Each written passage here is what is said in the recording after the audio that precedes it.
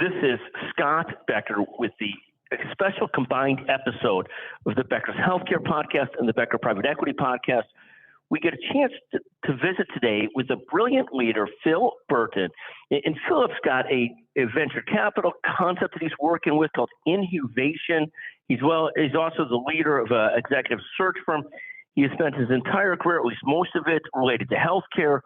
Philip, can you take a moment and tell us about the two big projects that you're working on currently? Yeah, thank you, Scott. I definitely appreciate it. It's always good to talk to you, whether it's recorded or not recorded. I appreciate the relationship and just the ability to talk to you. I want to start by saying I'm a fan of Becker's Healthcare, truly the gold standard when you think about information, content, and conferences. So to be able to affiliate with this platform is truly an honor. So for me as introduction, Phil Burton, as we mentioned, healthcare, 20 plus years in healthcare. Start off in pharma, went into medical device, then into hospital administration, smaller market, Riverside Hospital down in Kankakee, as well as Advocate Healthcare here, Chicago, and now not as big as it is now with the merger of Atrium, but had a stint as a junior administrator with Advocate Healthcare. Along the way, I've had some stints in private, patient engagement, as well as with Hillrom, now Baxter, for being a director for their digital health. And so the last 8 years, though, I've been focusing more on executive search and diversity, equity, inclusion, more talent management. So I cut my teeth, worked with a small boutique firm, the Exeter Group. And then from there, was able to transition, went over to Whit Kiefer to stand up their inaugural diversity, equity, inclusion practice. So served as a principal with Whit Kiefer as a practice leader for diversity, equity, inclusion. And now my current role, I serve as managing partner for DHR Global. It's a global executive search firm. Very happy to be a part of this organization. Global footprint from anywhere, multiple verticals in different industries. So from healthcare to life sciences, private equity, consumer packaging, consumer goods. You think about marketing or board work. So we have our footprint in a lot of different industries. And so, again, I serve as managing partner for the firm. I kind of focus on healthcare and diversity and inclusion primarily. But in addition to my role as managing partner for DHR Global, I founded a company called InHuevation that you mentioned. So it's InHueVation. So the focus is on the hue. So an opportunity to focus and help people of color or diverse founders. And so essentially what it is it's an ecosystem for inclusive innovation. It's a mission for social impact. Our focus is on eliminating barriers of access in healthcare, technology, innovation, and venture capital. The goal is primarily to impact change via forums that educate, train, and opportunities for BIPOC, emerging leaders, and entrepreneurs. So really happy and excited about this. More than happy to share information around our pillars and maybe some of the data that drove me to this point of forming this company. So thank you. Thank you very, very much. And when you look at sort of funding minority and people of color and venture-backed startups, what are you most excited about? Are there particular areas you're looking at, or where are you most focused? And thank you. Yeah. So definitely some areas of focus, but if you don't mind me just sharing, when you think about the data, especially when you think about people of color, African Americans and Latinx or Hispanic, whatever term you feel comfortable with, we make up close to a third of the population. So it's 33% of the population, yet receive less than 3% of venture capital funding, right? We think about executives in technology. The EEOC came out with a diversity report citing that 57% executives in technology were white, 36% were Asian American, about 1.6 were Hispanic Latinx, and then only 1% were African American. And so if you look at that disparity on the flip side, though, it's beyond just the social component of black and white or just the feel good about it. It really is, really the business case. And so the business case, there's been several studies that are out there. McKinsey did something to show that gender diverse companies are 15% more likely to outperform peers. If you think about racial or ethnic diversity, companies have a 35% more likely opportunity to better perform.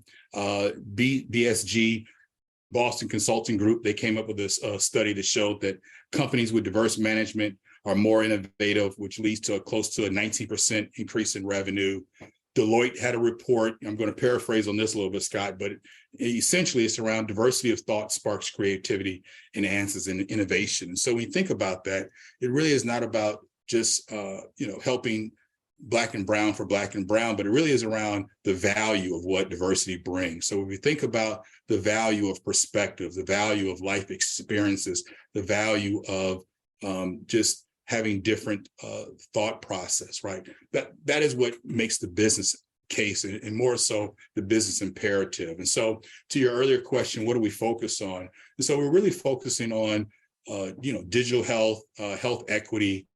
So those startup companies that really lack in the opportunity for funding, but oftentimes, lack in the opportunities for getting contracts to build traction, to scale. So if we think about pilot opportunities or proof of concept opportunities, how do we get access for those companies to build relationships, strategic partnerships with large health systems or healthcare adjacent to really get their foot in the door and show their value? So that's where the focus is. Thank you very, very much. And when you look at this in the search world, the venture capital practice, how do these things all tie together, and are there nice synergies between the two? There are. When I think about the three pillars for InHuevation, our three main pillars are business growth, talent development, and investment. And so if you think about business growth, I kind of mentioned it before, it is, how do we create opportunities for diverse founders to scale, whether it be contracts, proof of concept?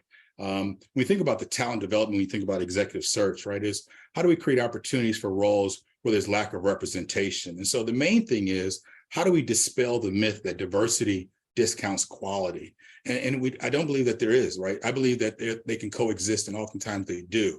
And so if we think about that, and we think about executive search, and we think about these opportunities where typically underrepresented categories or diverse candidates or founders or whatever don't have the same opportunity. So if we're looking at resume comparison, we probably don't have the same comparison of tenure. But if we look at other things and other ways to identify quality, or we think about attributes and experiences that show transferable skill sets, right? It is, how do we develop that talent? How do we create opportunities, whether it be in leadership roles, whether it be in developing leaders within startup communities, whether it's opportunity to develop talent and bring development into venture capital, that really gives insight into looking at things a little differently. And so to me, they all tie in together, because at the end of it, it is, again, dispelling that myth that we're discounting quality for diversity. And it really is, how do we enhance the value add of diversity in leadership, in companies, whether it be technology, whether it be private equity, or whatever it is. Thank you very much. I think that's a brilliant point, though, this concept. If we can't conclude that diversity means something different for quality, it shouldn't, and it doesn't. It should mean greatness, and a more diverse greatness. I mean, that's really how we got to look at it, Phil, correct? Absolutely. So if you think about, primarily we've kind of, we as a nation and just in general, I think the accepted standard is kind of like the law of averages, right? If we think about supplier diversity, it's how do we add more diverse vendors? If we think about diverse recruiting, it is how do we increase diverse slates? But the reality is that doesn't change the bias in the selection process, right? And so it is not just adding more, it is how do we work together to actually form what quality looks like. And are there, evaluations, or are there things, a rubric of evaluation that look at other things that we don't necessarily see? And so again, we're now coming into Super Bowl time, right? And so we want to get beyond the Rooney Rule of just having diverse slates, right? We really want to think about how do we identify and show the value that diversity brings. And so hopefully that answers your question, but I think that goes along the spectrum of saying that, diversity doesn't just discount quality. I think that's a wonderful perspective. And this concept of we want to be diverse and better, diverse and great, not diverse and sacrificing quality, I think is a wonderful perspective and so accurate. Phil, I want to thank you for joining us.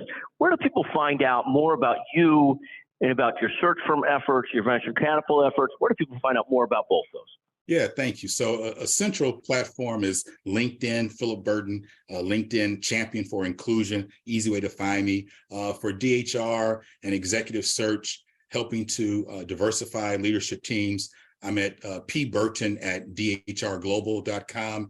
And then for information around InHuevation, it's simple, philip@inhuvation.com. Phil, it's always great to visit with you. Look forward to watching your efforts as always. Thank you so much for joining us. I look forward to seeing you at one of the Becker's Healthcare meetings this year. Thank you very much, Phil. Thanks, Scott. Appreciate it.